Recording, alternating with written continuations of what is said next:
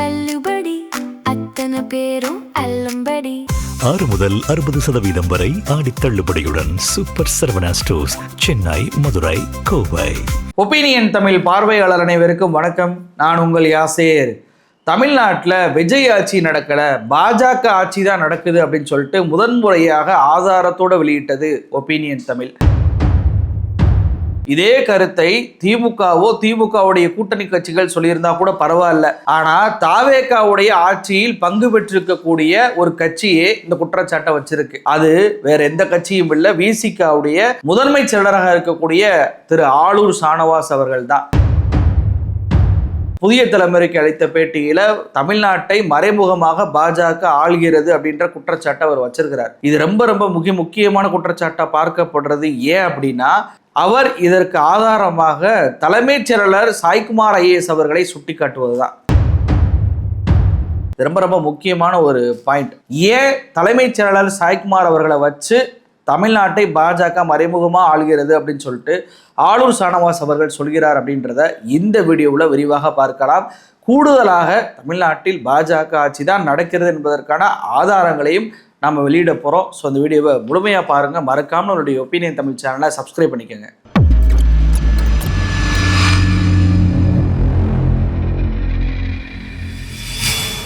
நாகப்பட்டினத்துடைய எம்எல்ஏவாக இருந்த திரு ஆளூர் ஷானவாஸ் அவர்கள் விசிகாவுடைய முதன்மை செயலராக இருக்கிறார். அவர் நேற்றைக்கு புதிய தலைமுறைக்கு அளித்த பேட்டியில் ஒரு மிக முக்கியமான தகவலை சொல்றார். என்ன அப்படின்னா, தமிழ்நாட்டை மறைமுகமாக பாஜக தான் ஆளுகிறது. தேர்தல் ஆணையம் நியமித்த தலைமைச் செயலரின் பதவிக்காலத்தை நீட்டித்தது சந்தேகத்தை ஏற்படுத்துகிறது. எல்லா அதிகாரிகளையும் மாற்றினார்கள். நிர்வாகத்தை நடத்தும் முக்கியமான இடத்தில் இருக்கக்கூடிய தலைமைச் செயலரை மட்டும் மாற்றாதது ஏன் அப்படின்னு சொல்லி கேட்டிருக்கிறார் திரு ஷானவாஸ் அவர்கள். இது ரொம்ப முக்கியமான ஒரு பாயிண்ட். ஏன்னா, இவர் சொல்வதை போல தலைமைச் செயலராக சாய்குமார் அவர்களை நியமித்தது யார் அப்படின்னு சொல்லி பார்த்தீங்கன்னா தேர்தல் ஆணையம் தான். அதுவும் எப்போ தேர்தல் ஏப்ரல் 23 நடக்க போகுது அப்படின்னா 15 நாளைக்கு முன்னாடி 8/4/2026 ஏற்கனவே தலைமைச் செயலராக இருந்த திரு முருகானந்தம் ஐஏஎஸ் அவர்களை மாற்றி சாய்குமார் ஐஏஎஸை நியமிச்சிச்சு தேர்தல் ஆணையம். பொதுவாகவே தமிழ்நாட்டில் நடந்த எந்த தேர்தலையுமே தமிழ்நாட்டுடைய தலைமை அதிகாரியாக இருக்கக்கூடிய தலைமைச் செயலர் பதவியை பறிச்சதே கிடையாது தேர்தல் ஆணையம். ஆனால் இந்த தேர்தலில் மட்டும் தலைமைச் செயலர் பதவியை பறிச்சாங்க, வேறொரு ஆளை நியமிச்சாங்க. வெறும் தமிழ்நாட்டுக்கு மட்டுமல்ல, நம்ம தமிழ்நாட்டை போலவே மேற்கு வங்கத்திலையும் பார்த்தீங்கன்னா தலைமைச் செயலர் பதவியை வேற ஆளை நியமிச்சிச்சு தேர்தல் ஆணையம். ஆனால் நம்ம கூடவே தேர்தலை சந்தித்த அசாம் மாநிலமாக இருக்கட்டும், புதுச்சேரியாக இருக்கட்டும், இங்கேலாம் தலைமைச் செயலரை தேர்தல் ஆணையம் மாற்றவே இல்லை. அப்போ பாஜக கூட்டணி ஆளக்கூடிய மாநிலங்களில் தலைமைச் செயலரை மாற்றாத தேர்தல் ஆணையம் பாஜகவை எதிர்க்கக்கூடிய தமிழ்நாடு, மேற்கு வங்க மாநிலத்தில் மட்டும் தலைமைச் செயலரை மாற்றியது மிகப்பெரிய சந்தேகத்தை கிளப்பியது. அப்படி நியமித்த ஒரு தலைமைச் செயலர் தான் இந்த சாய்குமார் ஐஏஎஸ். பொதுவாகவே ஒரு புதிய ஆட்சி வருது அப்படின்னா இதற்கு முன்பு இருந்த தலைமைச் செயலரை மாற்றிவிட்டு வேறு ஒரு புதிய தலைமைச் செயலரை தான் நியமிப்பாங்க. இது காலமாக நடந்துட்டு வருது. ஆனால் இதே சாய்குமார் ஐஏஎஸை விஜய் அவர்கள் அவர் மாற்றவே இல்லை. மாற்றாததை காட்டிலும் இன்னைக்கு அவர் நீடிச்சு வச்சிருக்கிறார் என்பதே ஒரு சந்தேகத்தை கிளப்புதில்லை. ஆனால் இவருடைய பதவிக்காலத்தை நீட்டிப்பும் பண்ணியிருக்கிறார் விஜய் அவர்கள். கடந்த ஜூன் 3 ஒன்றிய அரசுக்கு இந்த சாய்குமார் ஐஏஎஸ் உடைய பதவிக்காலத்தை மேலும் 6 மாத காலம் நீட்டித்து தர வேண்டும் என்று விஜய் அவர்கள் ஒரு கடிதத்தை அனுப்பியிருக்கிறார். இந்த கடிதத்தை பார்த்தீங்க அப்படின்னா ஒன்றிய அரசும் ஒப்புதல் கொடுத்துருக்கு.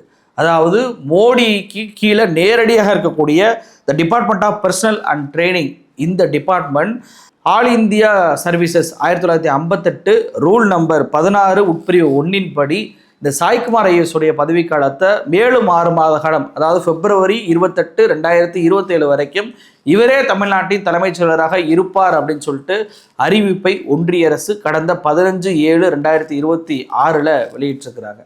ஏற்கனவே பல்வேறு அதிகாரிகள் தலைமைச் செயலர் பதவிக்கு இருக்கும்போது ஏன் சாய்குமார் அவர்களையே இந்த பதவி நீட்டிப்பு பண்றாங்க, அதுவும் தேர்தல் ஆணையம் நியமித்த அதே நபரை ஏன் தொடர வேண்டும் அப்படின்ற சந்தேகம் வருதுல. இந்த சந்தேகத்தை மேலும் உறுதிப்படுத்துற மாதிரி பார்த்தீங்கன்னா, எங்கெல்லாம் இந்த தலைமைச் செயலருடைய பதவிக்காலம் நீட்டிக்கப்பட்டிருக்கு அப்படின்றத நம்ம தேடி பார்த்தோம். அதில் குறிப்பாக பார்த்தீங்கன்னா தமிழ்நாட்டை போலவே மேற்கு வங்கத்திலையும் மனோஜ்குமார் அப்படின்ற சீஃப் செக்ரட்டரியோடைய பதவி காலத்தை 6 மாத காலம் நீட்டிச்சிருக்கு ஒன்றிய பாஜக அரசு. அவங்க மாநில அரசு கேட்டுக்கொண்டதன் அடிப்படையில் ஒன்றிய பாஜக அரசு ஒப்புதல் கொடுத்துருக்குறாங்க. மேற்கு வங்கம் மட்டுமல்ல, ஹரியானாவிலும் சீஃப் செக்ரட்டரியாக இருந்த அனுராக் ரஸ்தோகியுடைய பதவி காலத்தையும் 6 மாத காலம் நீட்டிச்சிருக்கிறாங்க ஒன்றிய அரசு. இப்போ இந்த ஹரியானா, மேற்கு வங்கத்தில் ரெண்டுலேயுமே பார்த்தீங்கன்னா பாஜகவுடைய ஆட்சி, தமிழ்நாட்டில் பார்த்தீங்கன்னா தாவேகாவுடைய ஆட்சி. இந்த 3 ஆட்சியிலையுமே அந்த தலைமைச் செயலருடைய பதவி காலத்தை நீட்டித்து ஒப்புதல் கொடுத்துருக்குறாங்க ஒன்றிய பாஜக அரசு. அப்போது இந்த ஒரு பேட்டனை பார்த்தீங்கன்னா யாருக்கெல்லாம் நீட்டிப்பு அப்படின்றது கிடைக்குது அப்படின்னு சொல்லிட்டு கூடுதலாக சாய்குமார் ஐஏஎஸ் அவர்கள் பற்றி நம்ம தேடி பார்த்ததில் அவர் யார் அப்படின்னா, நமக்கெல்லாம் தெரியும் 2017 டு இந்த 2021 வரைக்கும் தமிழ்நாட்டில் பாஜக நேரடியாக ஆட்சி பண்ணுச்சு. எடப்பாடி பழனிசாமி தான் முதலமைச்சர் அப்படின்னாலும் பாஜகவுடைய ஆட்சி தான் நடந்துச்சு அப்படின்றத எல்லளவும் யாராலும் மறுக்கவே முடியாது. அந்த பாஜக ஆட்சியில் முதலமைச்சராக இருந்த எடப்பாடி பழனிசாமியுடைய தனிச் செயலராக இருந்தவர் தான் சாய்குமார் ஐஏஎஸ்.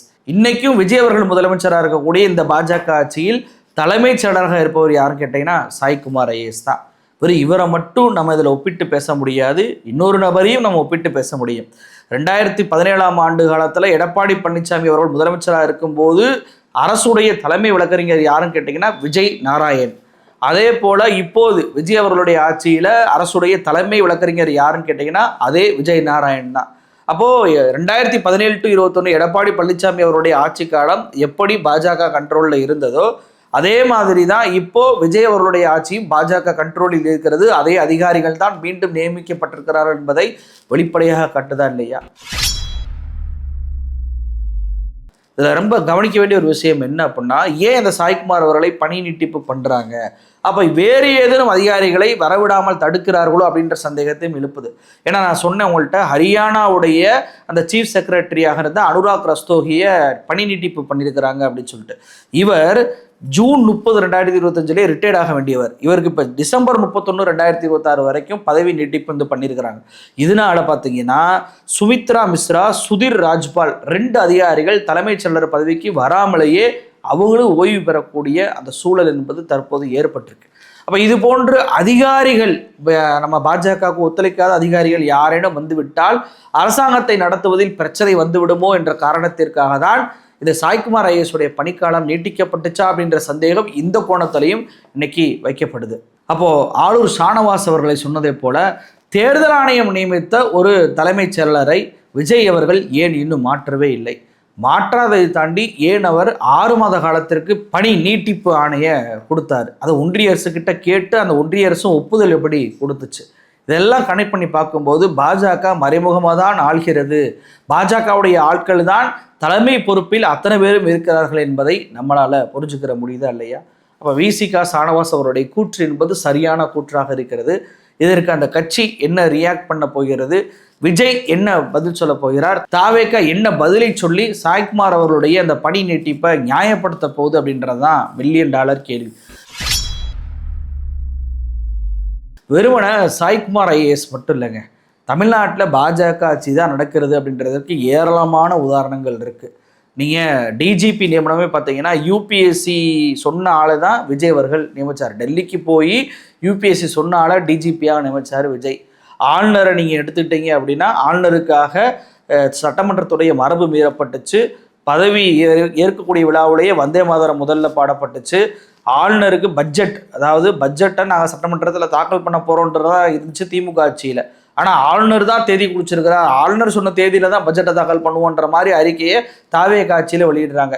இதை விட ஏற்றுக்கொள்ளவே முடியாத ஒரு கொடுமை, மனோன்மணியம் சுந்தரனார் பல்கலைக்கழகம் நெல்லையில் இருக்குல்ல, அங்கே பட்டமளிப்பு விழாவில் ஆளுநர் கலந்து கொள்ளும் போது வந்தே மாதரம் தான் முதல்ல பாடணும். அப்படி பாடலை அப்படின்னா உங்கள் மீது நடவடிக்கை எடுக்கப்படும் அப்படின்னு சொல்லிட்டு ராஜ்பவன்லேருந்து மிக முக்கியமான காட்டமான ஒரு அறிக்கை வந்திருக்கு, எங்களை நடவடிக்கை எடுத்துருவாங்களோன்ற பயம் வந்திருக்கு அப்படின்னு சொல்லிட்டு அவங்க ஒரு அறிவிப்பை பண்ணுறாங்க. திமுக ஆட்சியில் ஸ்டாலின் அவர்களுக்கும் ரவி அவர்களுக்கும் துணைவேந்தர் நியமனத்தில் பிரச்சனை வந்துச்சு. ஊட்டியில் போட்டி துணைவேந்தர்கள் மாநாடு நடத்துகிறாரு ரவி அவர்கள், ஸ்டாலின் சென்னையில் மாநாடு நடத்துகிறாரு. அத்தனை துணைவேந்தர்களும் சென்னையில் தான் வந்து கலந்துக்கிட்டாங்க, ஊட்டிக்கு யாருமே போகவே இல்லை. வேறு வழி இல்லாமல் மாநாடை முடிச்சுக்கிட்டு கிளம்புனார் ரவி. அப்படி ஒரு திறமை வாய்ந்த ஒரு ஆட்சி நடந்துச்சு துணைவேந்தர் விஷயத்தில், ஆளுநர் விஷயத்தில் தமிழ்நாட்டில். ஆனால் இன்னைக்கு ஆளுநர் இப்படிப்பட்ட உத்தரவை துணைவேந்தருக்கு கொடுக்கிறார். அந்த உயர்கல்வித்துறை அமைச்சராக இருக்கக்கூடிய காங்கிரஸ் அமைச்சர் வாய் திறக்கவே இல்லை. விஜயும் இது வரைக்கும் வாய் திறந்து கண்டிக்கவே இல்லை. இதெல்லாம் விட துணைவேந்தர்களை தேடுதலுக்குள்ள யூஜிசி மெம்பரை நாங்கள் சேர்ப்போம்னு சொல்லிட்டு தாவேகா முடிவெடுத்துட்டாங்க. இப்போ ஆளுநர் விஷயத்தில் பாஜக ஆட்சி நடக்குதா? மேகதா அதுக்கு எதிராக இது வரைக்கும் வாய் திறக்கவே இல்லை. நான் பேச்சுவார்த்தை போவேன் அப்படின்னு சொல்லிட்டு காங்கிரஸுடைய காங்கிரஸ் துரோகத்தனமாக தமிழ்நாட்டை பேச்சுவார்த்தைக்குள்ள தள்ளி ஏதோ இருதரப்பு சண்டை மாதிரி ஆக்கிட்டாங்க அப்படின்னா நம்மளால் காவேரி நடுவர் மன்றத்திலையும் குரல் கொடுக்க முடியாது, புதிய நடுவர் மன்றத்தையும் கேட்க முடியாது. உச்சநீதிமன்றத்துக்கு போனாலும் கர்நாடகா என்ன சொல்லும், நாங்கள் பேச்சுவார்த்தை பண்ணிக்கிட்டு இருக்கோம், எங்களுக்குள்ளே முடிச்சுக்கிறோம் அப்படின்னு சொல்லிடுறோம். அப்போ பேச்சுவார்த்தை பண்ணிட்டு வாங்கப்பான்னு சொல்லி அனுப்புனா எத்தனை கால அளவுக்கு இது நீட்டிக்கப்பட்டுரும். ஏற்கனவே காவேரியில் தண்ணி வரல, பயிர்கள் வறண்டு போயிருக்கும் போது துரோகி காங்கிரஸ் கர்நாடக காங்கிரஸுக்கு ஆதரவாக செயல்பட்டு விஜயை மடமாற்றக்கூடிய வேலையில் ஈடுபடுறாங்க. அப்போ பாஜக, விஜய், காங்கிரஸ் மூன்றுமே மேகதாது விஷயத்தில் பாஜக ஆட்சி இப்போ நடந்து கொள்கிறாங்களா? கோவை மெட்ரோ, மதுரை மெட்ரோ வரவே இல்லை, ஒத்துக்கிற முடியாதுன்னு சொல்லிட்டு மறுபடியும் ரிஜெக்ட் பண்ணியிருக்கிறாங்க. விஜய் இது குறித்து வாய் திறந்து பேசவே இல்லை. நீட்டுக்கு எதிராக வாய் திறந்து பேசலை. நீட்டுக்கு எதிராக ஒன்றிய அரசை கண்டிச்சு போறான்னா அவங்க எல்லாத்தையும் கைது பண்ணுறாரு விஜய். ஆனால் பாஜகவோட நயினார் நாகேந்திரன் ராகுல் காந்திக்கு எதிராக போராடுவதற்கு போலீஸ் பாதுகாப்பு கொடுத்து போராட வைக்கிறார். ஒன்றிய அரசுடைய மாணவர்கள் போராட்டத்தில் அந்த டெல்லியில் அடி வாங்கினதை இருதரப்பு மோதலாக காட்டினாங்க. விரும்பத்தகாத சம்பவம் நடந்துருச்சு அப்படின்னாங்க. அதே போல் டெல்லியில் அந்த நேம் பேஜ் இல்லாத காவல்துறை மாணவர்களை தாக்குச்சு, இங்கேயும் நேம் பேஜ் இல்லாத காவல்துறை மாணவர்களை தாக்குனாங்க. மாணவர்கள் போராட்டம் நடந்தது ஒரு தூண்டுதல் சம்பவம்னு சொல்லிட்டு பாஜக சொல்லுது, இங்கேயும் தாவேகா ஆட்சி தூண்டுதல் சம்பவம் தான் சொல்லுச்சு.